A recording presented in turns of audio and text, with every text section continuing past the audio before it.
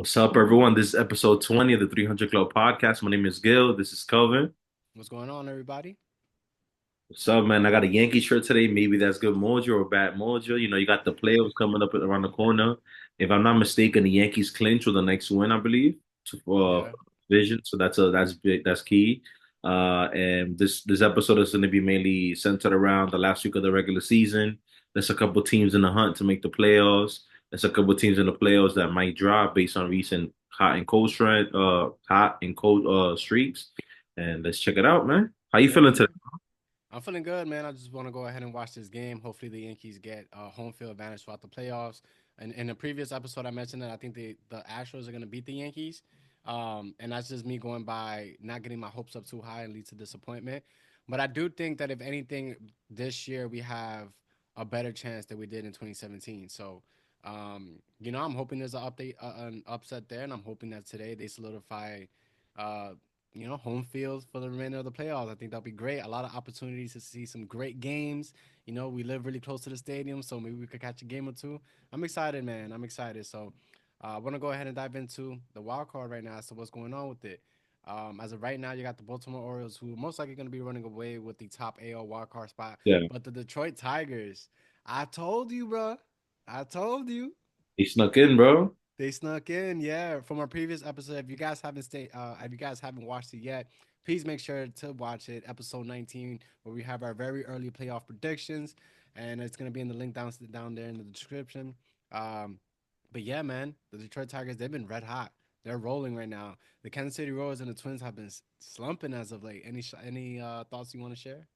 I'm surprised. I feel like the Twins been kind of behind the Guardians for most of the year, but the last 30 days they've been pretty cold. The Yeah. Royals, for some reason, the last month too, they've been pretty cold. Like, luckily, they've been able to sustain in the wild card seedings, but I thought it would be much closer to the Orioles as the season would have been towards the end. But I don't know. I don't. These are teams that worry me that if they make the playoffs, such teams like the Twins and the Royals, I think they could get bounced pretty quick based on the trends. Yeah, exactly. And yeah, I mean, if anything, that's just gonna make the road a lot easier for the favorites. Yeah, Which I'm not opposed to because the Yankees are right now the favorites. However, I mean, you still got like 3 to 4, if not 6 games left or so for yeah, the regular season to end. yeah, The Detroit Tigers to me have been a huge surprise, definitely. mainly because they sold at the deadline. At some point, they even put Spencer Torkelson in the minors, but Tariq Skubal probably gonna win AL Cy Young. That dude has been phenomenal all year. But the Royals, man, it's a bad time for them to start slumping. They've lost 7 games in a row. Yeah, that's too. Yeah, yeah, That's really, really bad. However, I will say this: whoever comes out of the AL wild card, or at least that series, it's gonna be interesting to watch. I think it's gonna be a dogfight. yeah. Because it seems as if I'm not mistaken, if it ends how it's looking here, it'll be the Orioles and the Tigers, and then it will be the Royals and the Astros as it stands. Mm-hmm. And then I don't remember who would play the Yankees. Maybe I think it's the winner of the Astros or the Tigers. I I think think. What do you think? no, no, no. I think it's You think I four think and five play the one team or the yeah, I three? think it'll be the way that we had it was it will be the winner of the Baltimore Orioles against the Kansas City Royals series. Also, it will be the Tigers in this case, the Orioles and the Yeah, Tigers. exactly. Mm, that's That's what led us to believe that we think that the Baltimore Orioles would win, and then yeah. experience will overcome inexperience in the Orioles, and that we predicted that the Yankees were going to win that series. So Oh, that's interesting. it's very interesting. I will say this: the NL the NL wild card is far more interesting in my opinion because I do feel like there's a lot of teams right now that can't compete with one another, and it could be a very unpredictable finish. As of right now, we got the San Diego Padres, who's number one right now. They've been red hot since the All Star break. I think we saw a statistic where they were at least 30 games above 500 since the All Star break, which is amazing. They're riding a 4 game winning streak right now, and they've won 8 of the last 10. You got the New York Mets. Let's go. 7 of the last 10 2 game winning streak. They're up against a tough series right now, which we're gonna go ahead and dive into a little bit. And the Arizona Diamondbacks, and then below them is gonna be the Atlanta Braves. I don't know, man. I mean, I wanna ask you, like, do you think the Atlanta Braves can make this jump? But the thing is, if they do make that jump, then they put the Mets in jeopardy. So it's gonna be tough. All I'm gonna say is this how I look at it, right? Like, again, like this is not even supposed to be a conversation right now. Like we're not even supposed to Right, be in the right. discussion. We're not even supposed to be in the wild card, you know. So I feel like again, like I've been saying it for past episodes, like the Mets have overachieved plentiful this year. Like 87 wins is not something I pictured in my mind, you know. Um, every time we always bring up the question like, oh, the Mets have a tough schedule, they play good teams, like somehow they overcome. Like this past week, and they played 4 games against the Phillies. I went to one of those games, which we got smoked, but we won 3 out of the 4 games, you know, and that's huge. Like the Phillies, they're trying to clinch. They got first place. If you look even further, I believe, if I'm not mistaken, the Mets are currently 5.5 from first place in the Phillies. And I'm not bringing that up to say that the Mets are going to pass the Phillies in the standings, but it's a testament to the team's will. Like, I remember not too long ago, they were about 17 and a half games back from first place. And to be on this run, to have it that's close as 5.5 games, that's amazing, man. Like, that's not a fluke. That's not a bad team. Like, they finding ways to win. They passing the baton. They have great depth. And I feel like they have a good pitching rotation that could give teams the work in the playoffs. You know what I mean? Yeah, Um, I agree. I agree with that 100%. I think we need to win 2 out of the 3 to solidify our spot in the playoffs against the Braves, if I'm Yeah. not mistaken. Yes, if against the Braves. We also have the tiebreaker against the Braves in the case that we end up tied with them, we will get through. Additionally, we have the tiebreaker against the D-backs. So we're in a favorable position right now. That's what I can say. So I like our chances. Yeah. And right now I'm sharing the schedule for the Atlanta Braves. This is something that you wanted to bring up. They're up against the Mets right now, and then they're up against the Royals. So a lot of playoff indications right there going on right now for the Atlanta Braves. I don't know, with a team that has had a lot of injuries this year, and then for the season to end like this, I mean, they're either going to be very prepared for the playoffs, or they're going to fall apart. And for the next 6, 7 days, that's something that I'm definitely going to keep an eye out for. Anything that you want to share about the Atlanta Braves schedule? Again, they're playing 2 teams that got playoff implications, so it's gonna be a dogfight every single night. Like the Warriors been trending downwards, but I'm pretty sure they don't want to miss out on the playoffs, you know. So they're gonna try their best, especially on that weekend. You got the Mets, the hot Mets right now, so it's tough, bro. It's tough. It's tough. It's tough. Yeah, absolutely. And again, this is a team that's been fighting injuries. You got to imagine at this point, majority of the team is laboring some kind of something at this point. And then to thug it out and fight for these last 6 games, these last 2 game sets, and then go into playoffs after that. I don't know, man. I don't know if the Atlanta Braves is gonna have enough gas, dude. Now I I don't do know. I do have a question for you. Well, I can ask you the question after. We can continue. No, go ahead. I do have a concern in regards to like the way the regular season ends to how the wild card picks up right away. I feel like it kind of hurts some teams in terms of how do you organize your pitching rotation? How do you not blow out your bullpen? I feel like these are concerns that teams probably adjust. Like, for example, if I'm not mistaken, the Mets readjusted their whole pitching rotation to face the Braves with the best 3 Mets pitchers because, again, like Mendoza and the Mets believe this is the series to win. You know, this is now or never. So I'm pretty sure other teams are also readjusting their pitching depth, their rotation. So it's a concern, like because if I'm not mistaken, the wild card starts October 1st and the season ends the 29th. You know, so that's only a day and a half. So Yeah, no, it's tough, but I mean, it's playoffs, man. Like I always say, yeah, everything and anything should be on the table. For yeah. the D-backs, they have the Giants right now, and then they're up against the Padres. A lot of playoff indications right there. Either the Padres are gonna bury the Diamondbacks, or the Diamondbacks are gonna pull off a comeback. It's tough, man. It's a very excited weekend for playoff baseball. Yeah, it's tough. The Giants don't have anything to lose, so they played spoiler last night against D-backs. I believe they were down like 7 and they came back and won. They're trying to play spoilers against the D-backs and the same division rivals. Yep. So it's not going to be easy. And then you got the Padres who are having a crazy run right now, and they want to secure either the first wild card seed or potentially the division in the NL West. You know, they're only 3 games back from the NL West, so and they currently play the Dodgers. So do the math. That's something to watch for sure. Right, right, right. Oh my gosh, hold up. That's because I do have the Padres schedule right here.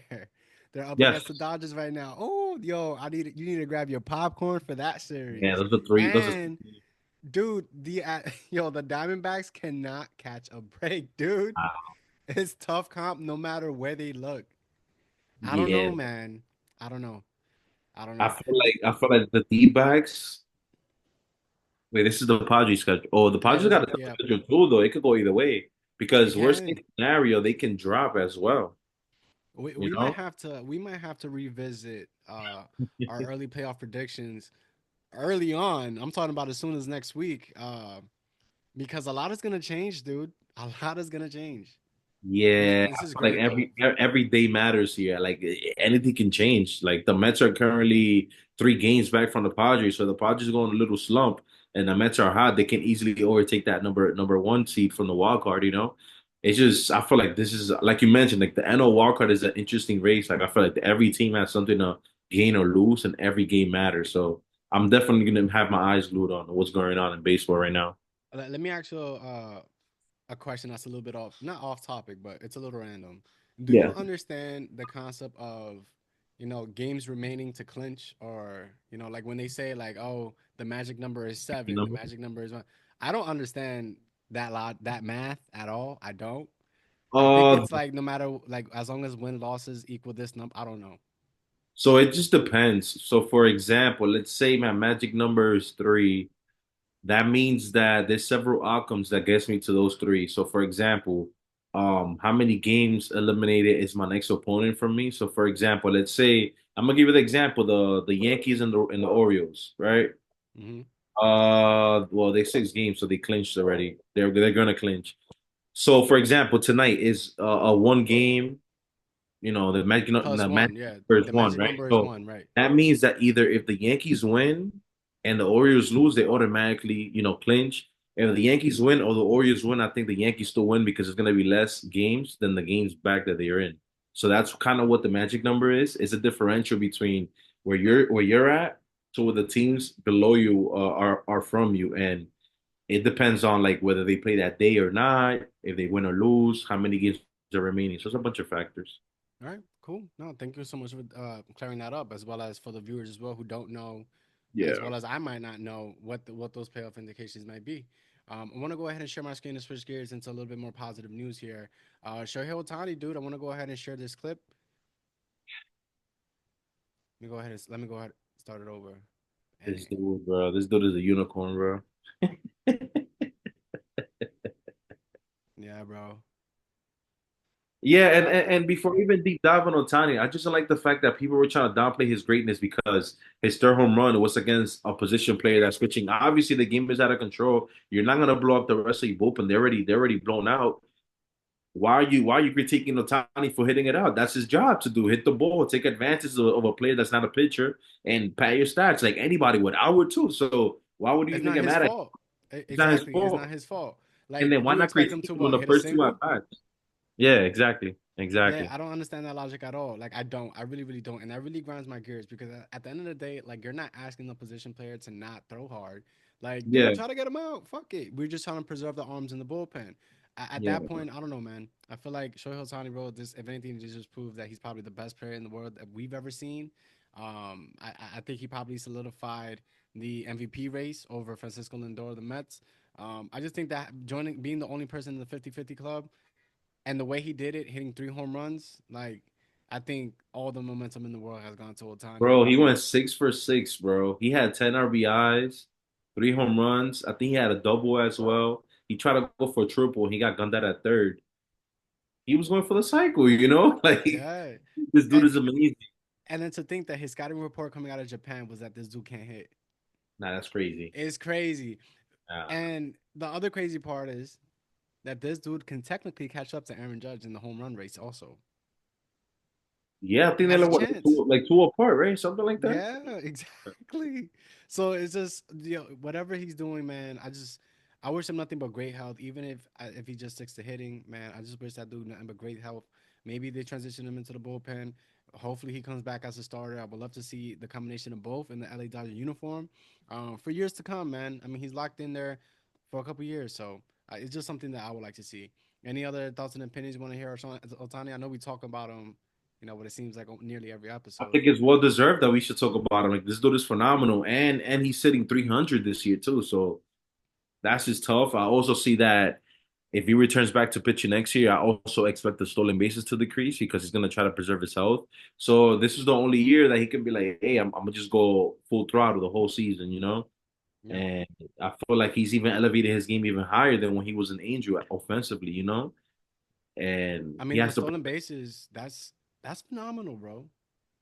And I love the rule changes. I love the fact that people are beginning to steal more bases. I love that. It makes it much more exciting for the Yeah, put game. yourself in scoring position, you know? Exactly. And I just think that, him getting those 50 stolen bases on a year where he's only focused on just hitting, just offense, just proves more that he's just the greatest of all time, bro. The fact that he's able to do that. It's not like he went for 20 or 30, it's not like he went for one of those numbers.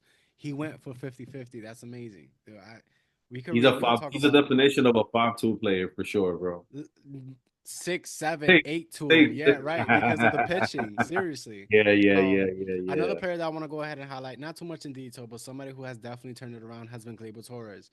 Gleyber Torres at the beginning of the year was batting around the 220s, 230s, but ever since they moved him up to the leadoff position, right now his batting average is at 255.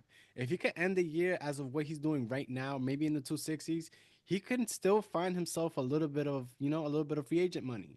I think he definitely improved on his value going into the offseason. However, I will say, and I'm gonna turn the question over to you shortly.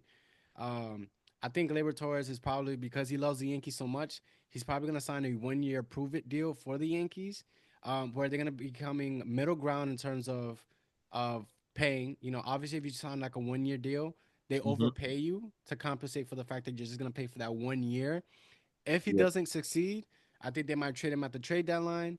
But at the end of the day, I think it might work out for both parties. Give him an extra year, let him once again prove to not only the Yankees but to everybody else in the MLB what type of player he is. And I would love to see him full year being leadoff, taking pitches, improving on his walks a little bit, and setting the table for the big hitters behind him. What are some thoughts and opinions you want to share on what I just said? Well, from what I see, you're right. He has been better as of late, post All-Star. Um, in August, in August, he played 25 games. He hit 276 with a 720 OPS. In September, in 20 games, he's hitting 330 with 847 OPS. So shout out to him for turning it around. Better late than never, you know. Right, Um, right. I mean, and at the end of the day, nobody's gonna remember what you do in April, May, June. Everybody's gonna remember what no, you did leading up to free agency. yeah, yeah. He's 27 years old. I don't know if he should sign a 1 year deal. I think the Yankees will offer it to him. I think the Yankees have nothing to lose offering that. I just don't know if that's something that he should do. Right. I also don't know if something that the Yankees should do because again, like we mentioned before, maybe Jazz Chisholm should return back to second base. That could be the opportunity for him to play second, and maybe they bring someone up at third, or then maybe they get a free agent at third. I don't. That's a lot of questions, but Yeah. I don't know. And I don't know how I feel about him going back. and then to combat what you were saying, this is some discussions I would like to have here is with him accepting like a 1 year deal for the Yankees. Like I said, I Mhm. don't think that he should either. I don't think that he should, but maybe he should consider it to kind of reestablish his value to get a bigger payday. And if anything, you're gonna be comfortable. You're gonna be playing for the team that you want to be in for another year. A team where hopefully Juan Soto comes back. We have a full year of Jazz Chisholm. What if we win the World Series this year with Jazz Chisholm at third and Gleyber Torres at second? You might as well run it back. Hypothetically, you might want to That's do that. fair. That's So fair. it's like one of those where it's like, listen, even though things might not be working out for you right now in terms of free agency, stick with us, play another year, be comfortable. You already know everybody. Everybody already knows you. Everybody loves you. You're gonna be the leadoff man all year. Improve on your defense a little bit. And who knows, maybe instead of him batting 255, batting leadoff ends up being 275. Maybe add a couple leadoff home runs under. Now you're looking at a player that's 275 hitter, 280, 25 home runs. Hey, that's good enough for a good long term contract. Whether it's from the Now, Yankees or not. now I'm gonna ask you if the year that he's had, statistically, he's had a good year. He's even though he's trended positively the last month and a half, right? Right, right. I'm gonna say Let's good say year. Good year. you think he's had a good year. A good year. I'm not I saying, don't, oh, it's a good year. I'm saying it was good. he's It was barely all he's right. barely meeting the OPS plus mark for an average Well, player. I I don't think mean, it's I don't remember the strikeouts or the ground outs in April, May, June. You know what I'm saying? I'm saying as of right now, he's been hitting really, really well, and I gotta give him credit for it. So, like I said, he's doing all right this year. He did all right. my question is, okay, let's say considering everything about this year from start to end, right? He's had a very mediocre year overall for the most part, right? Yeah, Piling fair to everything say. right. Let's say he does sign another 1 year deal to try to raise his value. let's say he has another mediocre year or worse in that 1 year deal, does that hurt his value even more than if he just walks away and gets a multi-year deal now? What do you think? I feel like somebody's gonna overpay him. Look what happened with Frankie Montas, dude. He came in from the Oakland A's to the Yankees, pitched horribly for us, considerable. I mean, he was injured. It is what it is. Didn't pitch until September of, before he walked away, and then he Yeah, ends up signing a 15 to $20 million contract with the Cincinnati Reds. but I So don't he's even kind of. think Say that one more time. he pitched this year. He did. He pitched this year, and that's why we don't even hear about him because apparently it hasn't even been that good. But point is like yeah, it's gonna hurt his value, but at the same time, somebody's gonna end up overpaying him, and then he could have a resurgence like what's his name, like a Gary Sanchez. He found a home in the Milwaukee Brewers. So for his sake, I think that in terms of just being comfortable, getting paid a moderate salary, and just having the opportunity to be around your brothers that you've been with for years before, and potentially making another run at a World Series, I feel like that could be something that Gleyber Torres would want to consider. And if he has a mediocre year, listen, that's on him. That's on him. It's not like we're telling him to play mediocrely. We're telling him like, yo, prove it. And if you don't prove it, then now we know this is the type of player that we have. You know. So that's just where I'm at with Gleyber I Torres. Good just feel like question it's though. tough, but I don't see him getting overpaid that crazy because look at Javier Baez. Like this dude got overpaid and he's been one of the worst players for his Yeah, contract. but if he could be overpaid, then Gleyber Torres can be overpaid too. They're always comparing themselves to other players in terms of contracts. If a player is even touching the surface as to what Javier Baez has done when he was in the Chicago Cubs and the Mets, they're gonna try to demand that money as well as the name and everything like that. Fun fact: Gleyber Torres actually has an appointment with my tattoo artist here in New York City, which I thought was pretty cool. He actually showed me. Yeah, I thought that was pretty cool. So who knows? Maybe I'll go and try to interview him for the 300 Club podcast. If you guys would like to see that, go ahead and share that like button. Hit that like button. We definitely need it for the algorithm. Let's Yeah. go ahead and segue into the other topics that we want to discuss. And I'm laughing because this picture I thought was very interesting. CJ Abrams, it was announced that he was demoted back to the minors for the remainder of the season by the Washington Nationals. First and foremost, shout out to the Nationals for disciplining him. He was up to 8 o'clock in the morning gambling. You He's a co-signed young that? dude. I mean, I think that listen, it's towards the end of the season and they're not competing anyway. So, and he does have options. So why not? And at the end of the day, you're seen as a franchise player. You're seen as a franchise corner piece. You don't want to be doing that the morning of you having a game. Like you have to mature. And it was a hard lesson for him to learn. So I do think it was a little bit extreme. However, I'm not mad at it. What about some thoughts and opinions on your end? Damn, that's tough, bro. I feel like that's like for one, I found this odd because I didn't even know to my knowledge, the minor league season already had ended, so I'm surprised they even have those options to demote. I don't know where they go. I don't know if they just be posted somewhere. They just go Uh, home. yeah, I don't know. I feel like it's too late into the season. They're not going to the playoffs. I don't think they should have sent them down this late into the season. I feel like it should have been more of an internal meeting and maybe have those repercussions be faced sometimes next season, like in the beginning, maybe a week or so, maybe. Um, I don't know. I don't know how I feel about it. Like, and it's concerning. Like, is this like a repetitive issue? Is this a one-time thing? Like, I have no idea because the way their manager had worded it was that he didn't give too much details on the incident, and he was like, "We're trying to give him the help that he needs." So by him saying it like the way he phrased it, it comes off as in like this is an issue that CJ Abrams has, or like this is a recurring pattern, or maybe he has a gambling addiction, or I don't know. It could be endless possibilities. So he's young, he's a potential star. He was an all-star this year. He had a massive slump post all-star break. Don't know Could if it this be? has You're I right. don't know if this has anything to do with it. So that's I don't know. I don't know, bro, to be I mean, honest. I think you brought up a great point. Like you mentioned before, like it could have been a reoccurring pattern. He has been in a slump since the All Star break. So maybe the Nationals are looking like this. Like maybe this isn't what you should be doing to 8 a.m. Maybe you do not have your priorities straight. Though I do have a pushback against how they handled it though, right? Okay, So let's go. if I read it correctly, I believe he went out Thursday. He went out Thursday, like Thursday after the game in the nighttime, and then the day game was on Friday.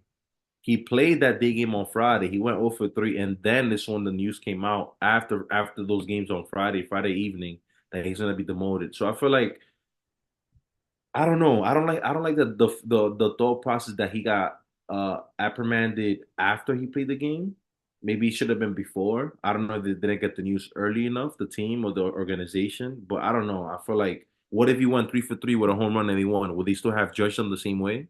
That's what I'm thinking, you know? We'll never know. We'll never know. Never know. Yeah, that's just my thought process on it. Yeah, no, great points. Great points. I mean, I honestly didn't think it from your perspective up until now. Yeah. So, I don't know. It was a great point. Great point there. Another great point that I found online today was this reporter going off on the ownership of the Oakland A's. Now, if I play the video, I don't believe that the audience is going to be listening. Hopefully, you were able to listen in on this. But this dude went off on the Oakland A's. What are some thoughts and opinions you would like to share on what's going on with the Oakland A's as they wrap up their final season at the Coliseum? Well, John Fisher, the owner of the A's, if I'm not mistaken, yesterday he wrote a letter to the fans, to the org, to the players. Some people say he should have done it in person, like physically have a news conference or do it in the stadium. I also saw a report that he was telling the players and the staff to not linger around after the last game, To just like go. take pictures or just go. And it was due to like fear from like fan resentment or maybe the fans want to mob the field. I have no idea. I still think it's a little tone deaf from the owner's point of view. And I feel like it just doesn't provide any solution. Like I feel like this is an end of an era. The A's are going to be homeless for the next 2, 3 years until they figure out if they're going to go to Vegas or not. I Homeless don't too. even, It's not like they have a plan. Exactly, dude. Great yeah, I point. don't get because it's not like Vegas approved it yet. Like they want it to happen, but the mayor and their county and their officials haven't like fully approved the transition. So it's like they're gonna play in a minor league field. I think in Sacramento next year, or like I have no idea, bro. And that's kind of embarrassing that an MLB team it's being ran like this, bro. Like this is an organization, multi-billion-dollar business, California team, a team that has, if I'm not mistaken, is the top five most championships won in baseball. Like we're talking about the freaking Oakland A's, man. Like And they've the been athletic, around. they've been around. They've been around in Philadelphia. Like I don't know. You can't just erase that history. Like I get it from a perspective of a business. Like let's go to Vegas. They have a football team there now. They're trying to grow Vegas. Vegas is one of the most rising cities right now, alongside like Nashville. They're trying to promote sports, athletics, but I don't know, bro. The Warriors already left of Oakland a few years ago. The Raiders left, and now the Athletics is gonna leave. So that town is just gonna be deserted in a sense. So I don't know. I don't know Yeah. what's gonna happen. I would hate to be there in California, but nah, yeah, man. I mean, Fisher, he's a horrible owner. He doesn't even have a contingency plan for the move. It hasn't been even been approved. Any rendering that they have proposed has not really been. And this is something that the reporter has shared. Every rendering that they shared has not been final. He's been lying to the fans. Everything that he wrote there saying that they tried, they didn't. And if you guys have not seen that video of that clip, please, if you're a baseball fan, if you're a fan of sports in general, please watch that reporter and the passion that he spoke about what's going on with the Oakland A's. That man deserves all the respect in the world. He did not leave any stone unturned. He spoke. It was phenomenal. It was definitely must watch TV. Mic drop. I'm not gonna lie to you, bro. I feel like it's a conflict with this team, bro, because I feel like if let's say I'm in college or I'm in high school and I'm probably a top three ranked to be drafted or to be selected, right? Whether You it's don't from want to high go school there. or 3 years from college, I don't think I want to go to the A's, bro. Like I don't want to be Yeah. part of anything related to the A's from the minor league system all the way to the top. Like I feel like, and they've been blessed with talent, bro. Always like with young And and I talent. and I think I know where you're going with this. Are you going in the direction saying that because of the question marks that surround this franchise currently, that it might lead to lack of production from your young athletes? It's possible. It is It's very possible. And I feel like it could hurt a lot of young players' mental capacity and the development. Like, yeah, they turn out good players too, but you still gotta wait a 6 years MLB service time to be a free agent. You gotta deal with an ugly stadium with ugly conditions. There's no renovation. They even try to put effort to renovate the Oakland Coliseum, bro. The stadium is falling apart. People don't show up. the players you have, you either let them go or you sell them. Like there's no incentive of being an Oakland A's fan, like especially in the present times, you know. And as a player, like to my point, like if I were a top three player and I have leverage, because keyword is leverage, maybe I'll take another year. Maybe I go to college, or maybe I stay in college another year, or I don't know, bro. They'll try I to wouldn't take want your to. value. Yeah. Yeah, I wouldn't want to play for them, bro. I would hate to be an Oakland A's right now. Like any of the players that they have right now, Brent Rooker, Ben anybody, Rooker, what's the guy in the outfield? the lefty, Yeah, I forgot I his forgot what's name. his name. Yeah, he's really good too. Butler. I think it's Butler, Yeah, something Lawrence Butler. Butler, something like Yeah, that. Lawrence Butler. Yeah, he's good too. Yeah, I would So hate him, Rooker, the closer, Mason Miller. Mason Miller. Like, there's a three studs, bro, but they gotta grind it out. You feel me? Yeah, no, they're definitely dealt with. Yeah, they're gonna. Yeah, it sucks for them. But let me ask you a different question, just for fun, and I would love to hear you guys' comments on this. Where would you relocate the Oakland A's to? I think Vegas is a good spot. I think basketball is also heading towards that direction of having a team there. I just think Vegas is a hot spot right now. If it's not Vegas, maybe Nashville. Nashville, like I mentioned, is one of the biggest rising cities right now. Is in Tennessee, or Montreal. I would like Montreal to. could, I would. That's the thing, though. I want Montreal to, just have their own franchise from the get go. I don't want them because that's the thing about Las Vegas too is that they didn't want the history from the Oakland Athletics to go into, Las Vegas. They didn't want that bad juju. Um, I agree. I think Vegas is probably more likely at this point. Nashville is very interesting because they don't really have a lot of sports teams right now. Um, I like the idea of Montreal, if not Vancouver, because that's also on the West Coast, if I'm not mistaken. yeah, I would yeah. say a little bit more out the box, and I would say the maybe North Carolina. Oof. North Carolina is a huge baseball town. You got North Carolina State, South Carolina State, the University of South Carolina. You have a lot of you have a lot of prospects that has come out of there. I think that you got. I mean, they'll have firsthand look at great prospects, especially on the East Coast. Um, Charlotte. I mean, they have the Charlotte Hornets. They have the Panthers, the Carolina Panthers. Um, I think that Charlotte is just they've been an established city and they do have some sports teams and I feel like that's very very out the box. I don't really know how that's gonna work out with the whole divisional thing. You might have to move some pieces around. Yeah. But one of the biggest things I've ever questioned was why is Pittsburgh in the Central? Doesn't that mean they need to travel a little bit more than everybody else? You get what I'm saying? But then to your point also with the Oakland A's, all of these players they don't really have a home, so it's like they're always on the road or they don't it was just suck to be an Think Oakland about A. it. Imagine being a major leaguer and you have to live the lifestyle of a minor leaguer, bro. Like Oh my that's goodness, right? disrespectful, And bro. still get paid shit. Yeah. And still get paid shit because you're not getting paid. I don't know. I asked the question, what else needs to be done for ownership to realize like, yo, like what's going on? Like can they sell the franchise? I don't know. I think there is a possibility that they could intervene, like maybe have a board meeting with all the other owners in baseball alongside the commissioner. Because it's bad publicity too. The MLB Oh, shouldn't want that. absolutely. Hey, bro, I'm not gonna lie to you, bro. I'm a loyal baseball fan, but if I'm keeping it real, the last fuck it, my whole lifetime, as long as I've known baseball and history preceding it, comparing it to other sports, I feel like baseball is always attached with some type of negative publicity alongside comparing it to other sports, whether it's controversy, whether it's a steroid scandal, whether it's domestic violence abuse in baseball, whether it's Arbitrary bad manipulation. ownership. Yeah. Like it just doesn't stop. I don't know what it is. Like it's always something, you know? I mean, I feel like football gets a lot more bad publicity than Yeah, baseball, but to be they honest. kind of cleaned their image the last several years, though, you know? I mean, not every, no, man. There's always a domestic violence case every year, from what it looks like, or there's always Football too? yeah, in football, always in football, bro. And listen, I don't like the NFL. I don't understand why football is the number one sport in America. At least I think it should be at least basketball or soccer. If you ask me my personal opinion, we could save this conversation for another day.